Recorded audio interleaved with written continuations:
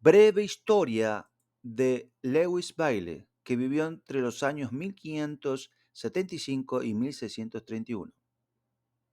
Lewis Bailey nació alrededor de 1575 en Carmarthen, Gales, Reino Unido, donde Thomas Bailey, quien probablemente era su padre, se desempeñaba como coadjutor en ese momento.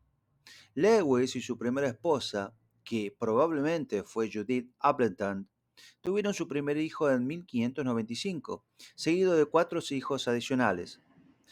Bailey se aseguró la vida en Shipston-on-Stour, en el condado de Westchester, en Inglaterra, en 1597 y 3 años más tarde fue presentado a la corona de Evesham, en el mismo condado donde se desempeñó como director de la escuela primaria. Bailey pronto se hizo conocido por su predicación, fue nombrado capellán del príncipe Enrique pocos años después de la adhesión del rey Juan. En 1606 fue presentado a la rectoría de Llanelli, Carmarthen, pero permaneció mayormente en Evesham. Aunque era un calvinista conformado que respetaba la autoridad de la iglesia, Bailey enfatizó la piedad puritana. Poco después de que su esposa falleciera, en 1608 comenzó a trabajar para convertir algunos de sus sermones en lo que se convertiría en un clásico protestante, la práctica de la piedad. En 1611, Bailey se convirtió en tesorero de la Catedral de St. Paul. En ese mismo año obtuvo una licenciatura en teología de Oxford y un doctorado en teología en 1613. Por esa época sucedió a Henry Mason en St. Matthew Friar Street, en Londres. Fue nombrado prebendado en Lichfield en 1614. 2 años más tarde, capellán del rey. En diciembre de 1616 fue consagrado obispo Bangor, cargo que ocupó hasta su muerte. Las convicciones puritanas de Bailey ocasionaron conflictos frecuentes tanto en la corte como en su remota diócesis de Gales del Norte. En 1621 fue encarcelado durante varios meses por su oposición al libro de los deportes. En 1626 se presentaron nuevos cargos contra él, respaldado por el arzobispo William Laud, pero no resultaron más que un acoso continuo. En 1630 Bailey fue acusado de ordenar a un clero que no había aceptado plenamente la doctrina y disciplina de la Iglesia de Inglaterra. Se defendió con éxito. Murió en octubre de 1631. Le sobreviven su esposa y cuatro hijos. La práctica de la piedad. Dirigir un camino cristiano para agradar a Dios. En los siglos XII y XIII, esta obra clásica, protestante, fue uno de los libros devocionales en inglés más leído universalmente después de John Bunyan, Progreso del Peregrino. El propio Bunyan remonta el comienzo de sus convicciones espirituales a la lectura del manual de Bailey. Un pastor puritano incluso se quejó de que su rebaño consideraba el devocional con la misma autoridad que la Biblia. Publicado por primera vez a principios del siglo XII, se desconoce la fecha exacta, pero probablemente fue en 1611. La práctica de la piedad se reimprimió en 1612 en forma ampliada. En 1643 había alcanzado su 34ª edición en inglés. En 1714 su 51ª edición en inglés. En 1792 su 71ª edición en inglés.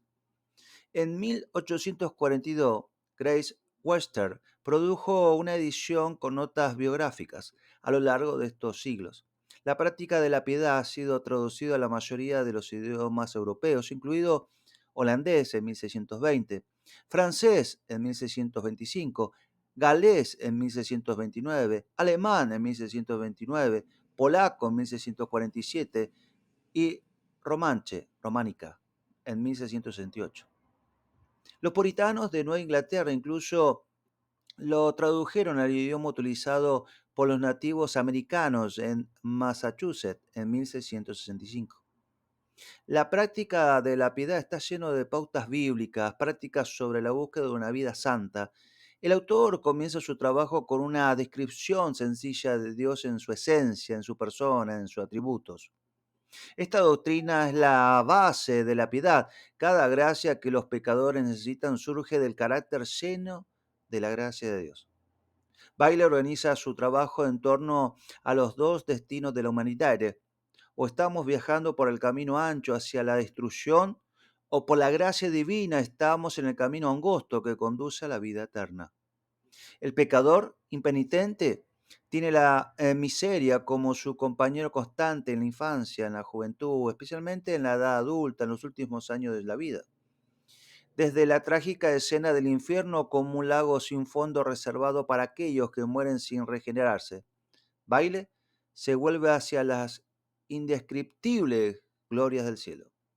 Subrayando la necesidad de una fe verdadera, una vida santa, concluye: toma ahora el aceite de la piedad en la lámpara de tu conversión, para que estés siempre dispuesto a recibir al novio. El resto del libro explica cómo lograr y mantener la preparación para la segunda venida de Cristo. Baile muestra cómo superar 7 obstáculos: la enseñanza incorrecta, el mal ejemplo de las personas prominentes, la paciencia de Dios para retrasar el castigo del pecador, presumir de la misericordia de Dios, la compañía impía, el temor a la piedad como si deprimiera a sus poseedores y la ilusión de una larga vida.